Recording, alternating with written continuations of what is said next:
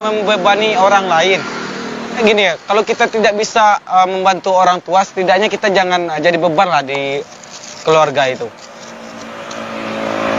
Susah-susahnya jualan nggak dapat untung pun, kalau jangan kasih tahu ke orang tua. Tapi kalau senangnya, nikmatnya, baru bagi-bagi. Mikirnya gini Pak, karena dulu ibunya kita pernah susah. Jadi kalau kita udah senang, udah banyak duit, emang kita nikmatin dengan yang hal-hal yang tidak baik? Kan enggak. Kan ada hal-hal yang pantas. Karena orang tua saya pernah bilang, menikmati boleh, tapi yang bermanfaat. Kalau tidak bermanfaat, buat apa? Yang bermanfaat itu contohnya kayak gimana, Pak? Yang bermanfaat itu ya sepertinya ya sedang-sedang saja. Melihat aja boleh, tapi jangan jadi dipikirin. Kalau dipikirin, kita akan terpengaruh. Paham? Jadi kita kalau, makanya anak-anak muda yang menjalani hal-hal seperti itu, dia karena dipikirin. Kalau kita nggak pikirin, nggak bakalan. Tapi kalau dilihat aja nggak apa-apa, Bang. Dilihat nggak apa-apa. Kalau dipegang dikit boleh nggak? Ya pegang dikit bayar. Pegang dikit bayar. Jakarta kan saya bilang nggak ada yang gratis. Saya istighfar aja. Istighfar. Sholat intinya jangan lupa sholat. Jangan lupa sama Allah aja. Ingat aja Allah. Jadi ingat yang kita lakuin itu baik atau enggak. Sekarang saya mikirnya gini aja, semenjak saya umur mulai 20, saya berpikir lebih positif. Hal-hal yang baik harus dilakukan, yang buruk dibuang. Ya orang mungkin, kalau orang bilang nih, dagang ini dagang sepele sih. Banyak ya orang-orang dari mana ya orang. Itu kalau teman Abang tuh orang mana ya? Dia tanya kamu orang mana? Jawa. Orang Jawa dia. Ya. Abang bisa ketemu sama dia buat ceritanya sih. Dulu kerja sama bos bareng, satu bos. Satu bos, kita susah-susah senang sama. Dulu dia kerja sama bos, satu bos sama saya. Selapis seperti tiduran. Berangkat bareng, kerja bareng. Dia yang minggat duluan. Terus kenapa Abang udah dagang sendiri, kenapa dia belum dagang sendiri? Ya kalau itu berproses, ibaratnya balik lagi ke jalan yang diberikan Allah itu. Saya ibaratnya dari tahun ke tahun tekad saya nggak pernah kendor.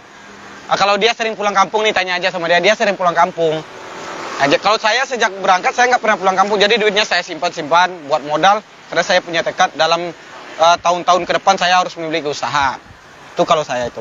Tidak baik di dalam menjalankan usaha, bisa jadi berpengaruh dalam usaha kita. Karena saya tidak mau usaha saya bangkrut lagi, saya tidak mau jatuh lagi, saya menjalankan usaha aja dengan jalan hidup yang benar. Tidak semua yang kita tabur akan kita panen. Tapi kita tidak akan pernah panen kalau kita tidak pernah menabur. Begitu juga dengan berusaha. Kita tidak akan pernah berhasil kalau kita tidak mau berusaha. Nah, itu prinsip yang saya terapkan di dalam diri saya. Mau tahu lebih dalam lagi tentang ide usaha bumbu giling ini, cek aja di channelnya saya sendiri, ada itu. Channel namanya Sukri Project. Jadi di situ lengkap, Bang. Lengkap tuh. Lengkap dari mulai awal, dari mulai proses, mulai racikan, sampai cara jualan, cara untung, cara penggilingan lengkap. Nah, proses dari mulai awal, saya mulai modal awal. Di situ ada tersedia. Belajarlah dari sana. Kalau ketemu langsung saya nggak bisa, saya sibuk. Saya sibuk soalnya, saya sibuk melancarkan ide usaha saya ini. Jadi di sana saya tidak terlalu fokus di YouTube. Jadi saya lebih fokus menjalankan usaha saya ini. Karena usaha ini sangat menjanjikan sekali kan. Musim-musim apapun nggak berpengaruh gitu. Karena ini kebutuhan orang-orang rumah tangga, kebutuhan masyarakat. Kebutuhan pokok bumbu gini. Ya, masa orang makan ayam nggak pakai bumbu nggak enak kan? Orang beli ayam, ada bumbunya. Bang, sekalian bumbunya. Buat ayamnya di apa? Digoreng apa diungkep? Diungkep sama digoreng beda. 1 tahun itu nggak perlu untung gede dulu. Yang penting gimana usaha itu lancar. Tahun kedua, mulai sisihkan sedikit-sedikit. Tahun ketiga, mulai buka cabang. Tahun keempat, mulai menikmati hasil. Tahun kelima, kamu santai tanpa bekerja. Tidur pun uang yang akan bekerja untuk kamu. Jangkanya 5 tahun. Tahun pertama itu kita harus pintar-pintar dulu untuk bisa memutarin gimana usaha ini lancar. Jangan berharap untung gede dulu selama 1 tahun. Tahun kedua, baru mulai sisihkan sedikit demi sedikit.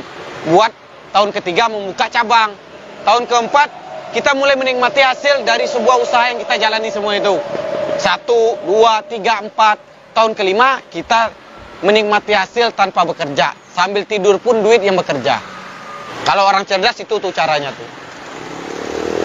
Tapi kalau orang bodoh dia kerja mulu aja, habis kerja dapat hasil main, nikmatin. Dia nggak memikirkan yang akan datang. Udah, jadi sekian dulu. Saya lagi sibuk nih, bumbu lagi rata-rata rame-rame. Lah, sekian. Wassalam. Tentunya jangan lupa subscribe channelnya Prankap 12 dan Sukri Project. Wassalam. Yo, bumbu berapa? 13. Pak rendang 20. Ada rendang 20. Nah, semur berapa? Semur 15. Semur 15. Gulai 10. Gulai 10 opor 25. Siap. Perkenalkan, nama saya Sukri, saya berasal dari Sumatera Barat. Pantik, godok ayam namanya, Oma. Rolling action. Orang lah lama tadi lah, oke lah pen orang.